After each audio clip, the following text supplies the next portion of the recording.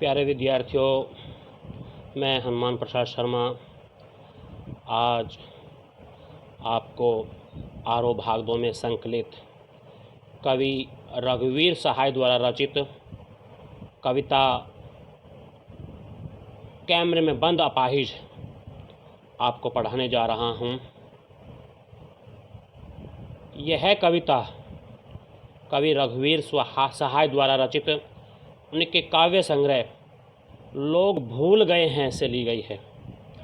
बच्चों, प्रस्तुत कविता में कवि ने मीडिया, जो कि आधुनिक युग का एक सशक्त माध्यम है, मीडिया वाले जो कि देश विदेश की घटनाओं, समस्याओं को दिखाने में समर्थ होते हैं, सक्षम होते हैं, वे किसी भी व्यक्ति की पीड़ा को अपने टेलीविज़न की स्क्रीन पर मतलब पर्दे पर दिखाने में समर्थ होते हैं।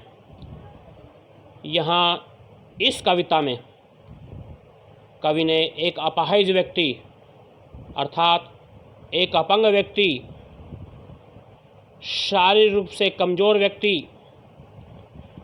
एक असहाय व्यक्ति के प्रति मीडिया वालों की संवेदनहीनता का परिचय दिया है।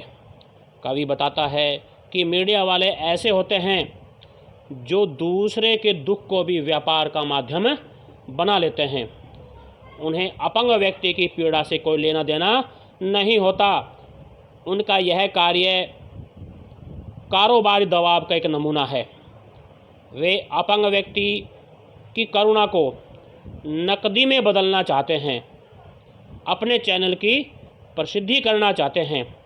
आइए अब मैं इस कविता के पहले पद्यांश की ओर आपका ध्यान आकृष्ट कराने जा रहा हूँ। पहले मैं इस पद्यांश की एक एक पंक्ति पढ़ूँगा, उसके बाद मैं धीरे धीरे एक एक पंक्ति की व्याख्या करूँगा।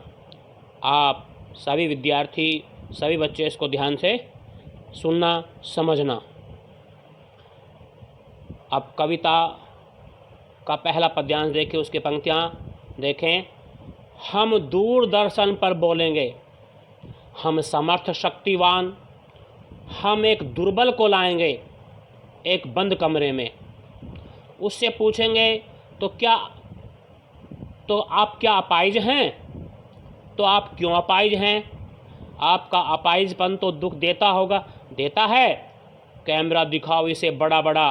हाँ तो बताइए, आपका दुख क्या है? जल्दी बताइए, वह दुख बताइए। बता नहीं पाएगा। अब मैं इसकी व्याख्या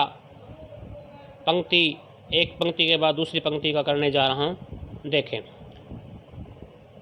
रघुवीर सहाय जी मीडिया के लोगों की मानसिकता का वर्णन करते हुए कहते हैं कि हम अर्थात मीडिया वाले टेलीविज़न पर बोलेंगे कि हम समर्थ भी हैं और ताकतवर भी हैं। हम मीडिया वाले किसी भी मामले का खुलासा करने में, किसी भी रैकेट को उजागर करने में, किसी व्यक्ति के निजी जीवन की कहानी को टीवी पर दिखाने में सक्षम होते हैं, ताकतवर होते हैं। संचालक महोदय यह कहता है कि हम अपनी बात को दूर दूर तक पहुंचाने में समर्थ होते हैं। बच्चों, एंकर जो किसी कार्यक्रम का प्रस्तुत करता होता है, वह अपने प्रोग्राम को आगे बढ़ाता हुआ कहता है कि अब हम एक दुर्बल व्यक्ति, एक कमज़ोर व्यक्ति, एक असहाय व्यक्ति को एक बंद कमरे में टेलीविज़न के कैमरे के सामने लाएंगे और उस अपाहिज, उस अपंग, उस असहाय व्यक्ति से हम पूछेंगे, तो हाँ बताइए कि क्या आप अपाहिज हैं? वह इसका उत्तर दे। इससे पहले हम उसके ऊपर एक और प्रश्न दाग देंगे, आप क्यों अपाहिज हुए? देखा जाए तो बच्चों, संचालक का यह प्रश्न बड़ा बेतुका लगेगा। आगे उससे हम यह भी पूछेंगे कि आपका अपाहिज होना आपको बहुत दुख देता होगा। हमारे प्रश्नों का उत्तर वह नहीं दे पाया। बच्चों, फिर वह संचालक महोदय उस अपाहिज व्यक्ति से पूछता है कि क्या आपका अपाहिज होना आपको कष्ट पहुंचाता है, क्या पीड़ा पहुंचाता है, क्या सचमुच दुख देता है? बताइए तो सही कि क्या आप अपंग होने के कारण दुखी हैं? हम उसके ऊपर एक के बाद एक प्रश्नों की झड़ी लगा देंगे। अब संचालक महोदय टेलीविज़न के कैमरामैन की ओर संकेत करता हुआ, उसकी ओर इशारा करता हुआ कहता है कि कैमरा इस अपाहिज व्यक्ति के नज़दीक लाकर इसे बड़े रूप में दिखाइए, अर्थात कैमरा पास लाकर इसकी अपंगता को पर्दे पर बड़ा करके दिखाइए। बच्चों, प्रस्तुतकर्ता उस अपंग व्यक्ति को उत्तेजित करता हुआ फिर से प्रश्न करता है कि बताइए, आपका वास्तविक दुख क्या है, आपकी वास्तविक पीड़ा क्या है? जल्दी कीजिए, जल्दी बताइए, आपको क्या दुख है? आप इस समय टेलीविज़न के कैमरे के सामने हैं। लाखों करोड़ों लोग आपको टेलीविज़न पर देख रहे हैं। जल्दी कीजिए, समय बीता जा रहा है। आपके हाथ से अपनी पीड़ा को व्यक्त करने का मौका निकला जा रहा है, परंतु वह अपाहिज व्यक्ति मौन ही रहा, वह चुप्पी साधे रहा, वह अपनी पीड़ा को व्यक्त नहीं कर पाया।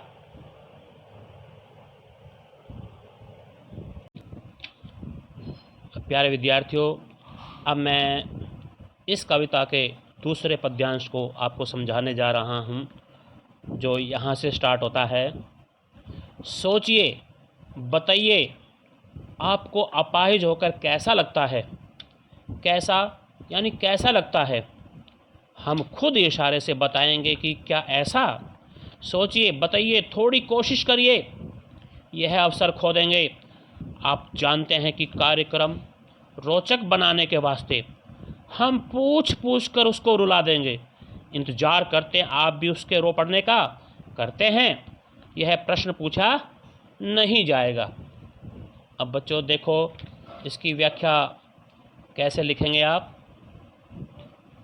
कि कवि अपाहिज व्यक्ति से पूछ रहा है, उसको संबोधित करता हुआ कहता है कि आप सोचकर बताइए कि आपको अपाहिज होने का कितना दुख है, अपंग होने का कितना दुख है, कितनी पीड़ा है।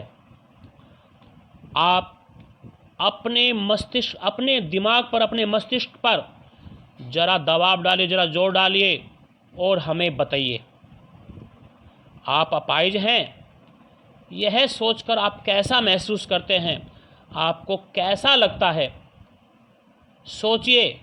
और सब दर्शकों को जो कि टेलीविज़न कैमरे के सामने, टेलीविज़न पर्दे के सामने बैठे हैं, सभी आपके इस प्रोग्राम को, इस कार्यक्रम को देख रहे हैं, उन दर्शकों को बताओ कि आपको कितना दुख होता है, कितना बुरा लगता है। अपाहिज फिर भी अपने दुख को नहीं बता पाता, वो मौन ही रहता है। फिर जो संचालक महोदय कार्यक्रम का जो प्रस्तुत करता है, वो कार्यक्रम संचालक स्वयं बेहुदे से इशारे करता है, पूछता है, क्या आपको इस तरह का दर्द होता है? क्या आपको इस तरह की पीड़ा होती है? ज़रा सोचिए, सोचकर बताइए, ज़रा कोशिश करके, प्रयास करके लोगों को अपनी पीड़ा से परिचित कराइए, लोगों को अपनी पीड़ा के विषय में बताइए।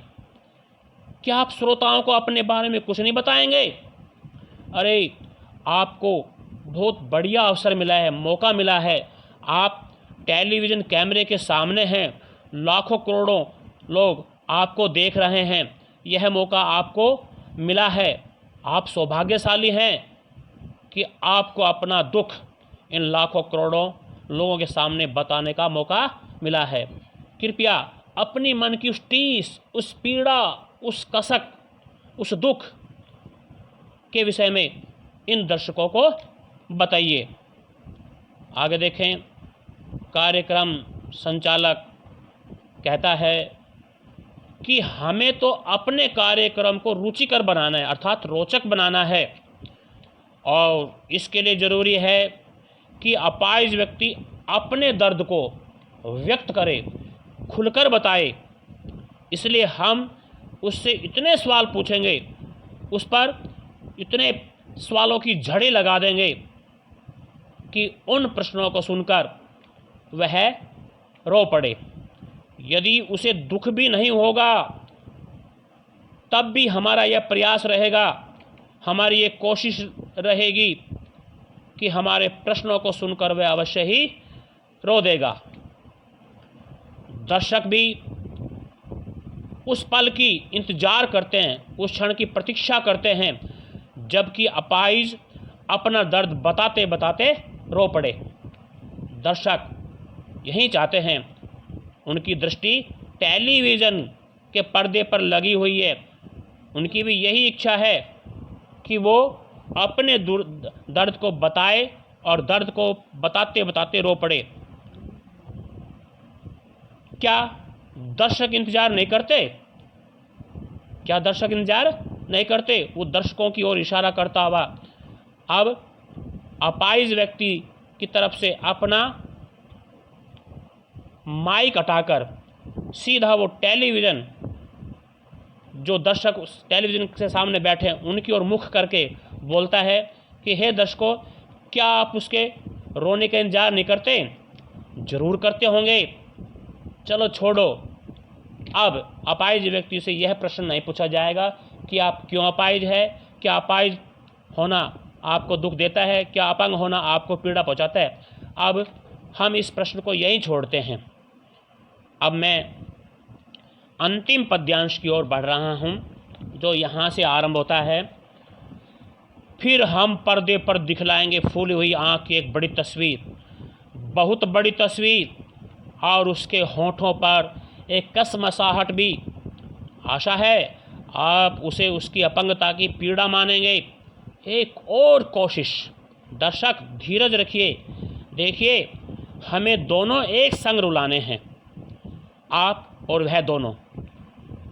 कैमरा बस करो, नहीं हुआ, रहने दो, पर्दे पर वक्त की कीमत है। अब मुस्कुराएंगे हम। आप देख रहे थे सामाजिक उद्देश्य से युक्त कार्यक्रम, बस थोड़ी सी कसर रह गई। धन्यवाद। आइए अब हम इसकी एक एक पंक्ति पर दृष्टिपात करें और एक एक पंक्ति का अर्थ जो मैं बताने जा रहा हूं उसको ध्यान से समझें। कार्यक्रम संचालक अर्थात कार्यक्रम का जो प्रस्तुत करता है वो अपाहिज से प्रश्नोत्तर करने के बाद दूरदर्शन के पर्दे पर जो अपाहिज व्यक्ति है, जो अपंग व्यक्ति है, उसकी सूजी हुई आँख दर्शकों को दिखाता है। वे सूजी हुई आँखें बहुत बड़ी करके दिखाना चाहता है ताकि दर्शकों का ध्यान उसकी इन सूजी हुई आँखों की ओर जा सके। इसलिए वो सूजी हुई आँख को बहुत बड़ा करके दिखाते हैं। इस प्रकार वे उनके दुख को बहुत बड़ा करके दिखाना चाहते हैं कि दर्शक उसके दुख को छोटा नहीं समझकर बहुत बड़ा समझे। वे अपाहिज के होठों पर एक मजबूरी, एक लाचारी, एक बेबसी और बेचैनी का दर्द भी दिखाते हैं कि जो अपंग व्यक्ति है, अपाहिज व्यक्ति है, असहाय व्यक्ति है, वो किस तरह से लाचार है, किस तरह से बेबस है, किस तरह से मजबूर है, किस तरह से वो पीड़ा को झेल रहा है, उसको भी वो दिखाते हैं। वे दर्शकों से ऐसी आशा करते हैं कि वे उसकी मजबूरी, उसकी लाचारी, उसकी बेबसी और उसकी छटपटाहट को वास्तव में उस अपाहिज के अपाहिजपन के दुख को महसूस करेंगे, उसके अपाहिज होने का दर्द मानेंगे कि एक अपाहिज व्यक्ति को किस पीड़ा से गुजरना होता है, किस पीड़ा को सहन करना होता है, उसको दर्शक लोग समझ सकेंगे। आगे देखें बच्चों, कार्यक्रम संचालक यह कोशिश करता है कि वे अपाहिज के दर्द को इस तरह दिखाएं कि न केवल अपाहिज रो पड़े, बल्कि उसके दर्द को देखकर, उसकी पीड़ा को महसूस करके जो दर्शक लोग हैं वो भी रो पड़े। परंतु प्राय होता यह है कि कार्यक्रम संचालक अपनी इस कोशिश में सफल नहीं हो पाता। उसका उद्देश्य तो यह है कि उसका कार्यक्रम सफल हो जाए, उसके चैनल की प्रसिद्धि हो जाए, इस कार्यक्रम से वो यश भी कमाए, धन भी कमाए, परंतु अपने इस प्रयास में, अपनी इस कोशिश में वो सफल नहीं हो पाता। तत्पश्चात क्या करता है प्रस्तुतकर्ता? वह कैमरामैन को कैमरा बंद करने का आदेश देता है कि हे कैमरामैन, इस अपाहिज व्यक्ति के सामने से अब इस कैमरे को हटा दो, इससे दूर कर दो। यह अपाहिज व्यक्ति अपने दुख दर्द को, अपनी पीड़ा को व्यक्त नहीं कर पाया, इसलिए इस टेलीविज़न कैमरे का, जो टेलीविज़न कैमरा है, इसका कोई महत्व नहीं है, इसके सामने इसको हटा दो। क्योंकि हमारे लिए तो टेलीविज़न के पर्दे पर एक एक पल की कीमत होती है, एक एक क्षण, एक एक पल हमारे लिए कीमती होता है, क्योंकि हमें सीमित समय में ही अपने कार्य को प्रस्तुत करना होता है और हमें समय और धन व्यय का भी ध्यान रखना पड़ता है। आगे देखें, इतना नाटक करने के बाद कार्यक्रम संचालक मुस्कुराता है।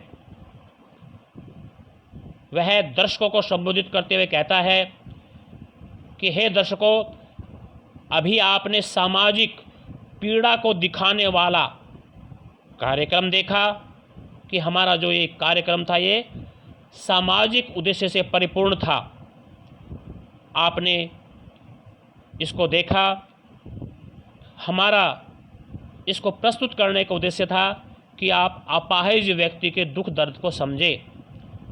वह मन ही मन यह भी सोचेगा, बस थोड़ी सी कसर रहेगी, थोड़ी सी कमी रह गई, यदि दोनों एक साथ रोने लग जाते, दर्शक भी और अपाहिज व्यक्ति, तो हमारा कार्यक्रम वास्तव में सफल हो जाता। परंतु ऐसा नहीं हो पाया, दोनों नहीं रो पाए, इसलिए कार्यक्रम असफल हो गया। अंत में कार्यक्रम संचालक दर्शकों का धन्यवाद करता है। देखा जाए बच्चों तो यह धन्यवाद मानो उनकी हृदयहीनता पर एक तरह से व्यंग्य है, कटाक्ष है। तो मैंने इस कविता को विस्तार से समझाया, आप मेरे एक एक वाक्य पर ध्यान देना, एक एक वाक्य को एक एक पंक्ति पर चरितार्थ करके देखना, ध्यान से इसको पढ़ना, समझना।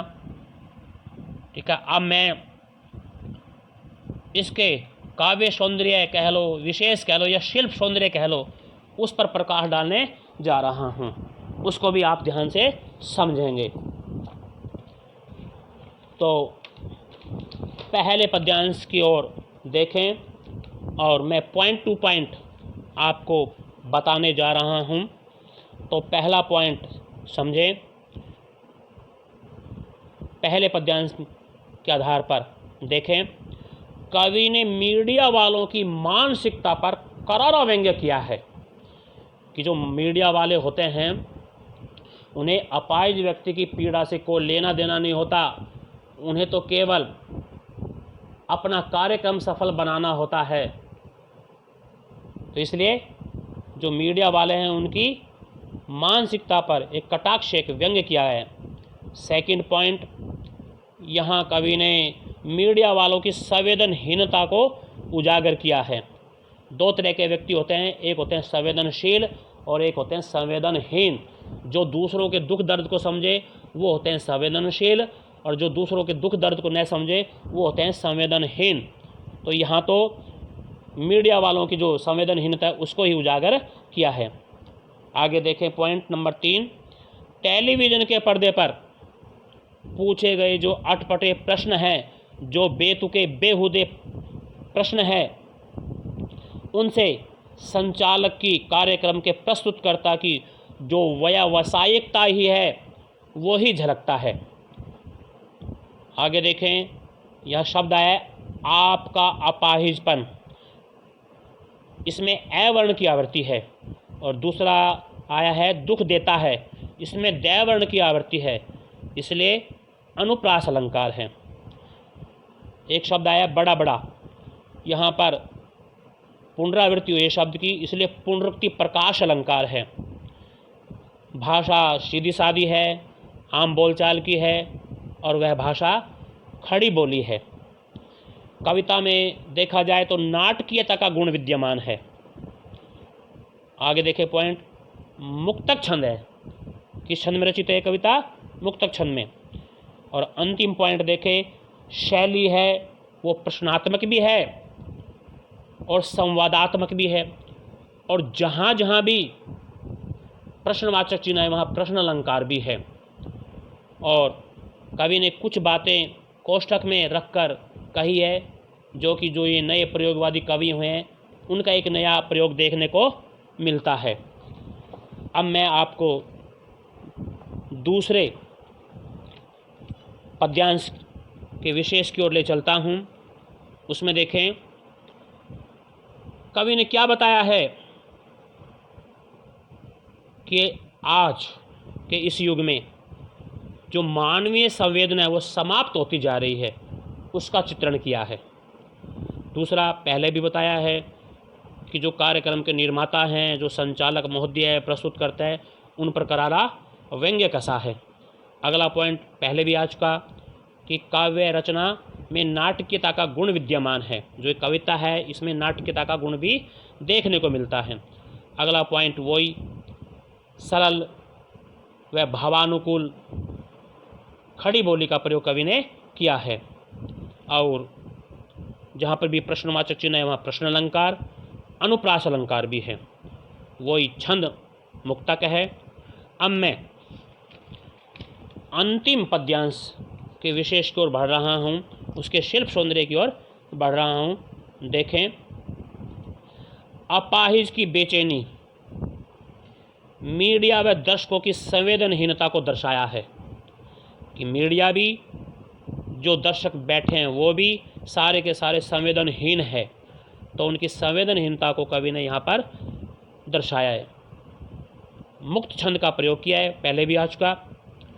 कहीं कहीं पर इस अंतिम पद्यांश में कवि ने उर्दू शब्दावली का भी प्रयोग किया है, कहीं कहीं उर्दू शब्दावली के शब्द भी देखने को मिलते हैं। और शब्द आया है बहुत बड़ी, यहाँ बै वर्ण की आवृत्ति है, इसलिए अनुप्रास अलंकार। इसी तरह से पर्दे पर पै वर्ण की आवृत्ति हुई है, वहाँ भी अनुप्रास अलंकार है। नाटकीयता का गुण विद्यमान है। और जो ये अंतिम पद्यांश है इसमें क्या दर्शाया कवि ने कि करुणा के मुखौटों में छिपी क्रूरता को कवि ने उजागर किया है कि मुखौटा पहन रखा है करुणा का। इन मीडिया वालों ने, कार्यक्रम के प्रस्तुतकर्ता ने, संचालक महोदय ने, निर्माणकर्ता ने बाहर से तो करुणा का मुखौटा पहन रखा है, परंतु अंदर से वो इस अपाहिज व्यक्ति के प्रति कोई ममता, कोई संवेदनशीलता नहीं रखते। और एक शब्द है कसर रह जाना, इसमें अंतिम पद्यांश में शब्द है कसर रह जाना। ये एक मुहावरा है, इस मुहावरे का सटीक प्रयोग भी कवि ने किया है। तो बच्चों, आज मैंने आपको ये पूरी कविता पढ़ा दी शिल्प सौंदर्य सहित। इसको पढ़ना, इसको ध्यान से समझना। अब मैं आगे वाली डेट में, आने वाले समय में इसके प्रश्नोत्तर आप तक पहुंचाऊंगा। धन्यवाद।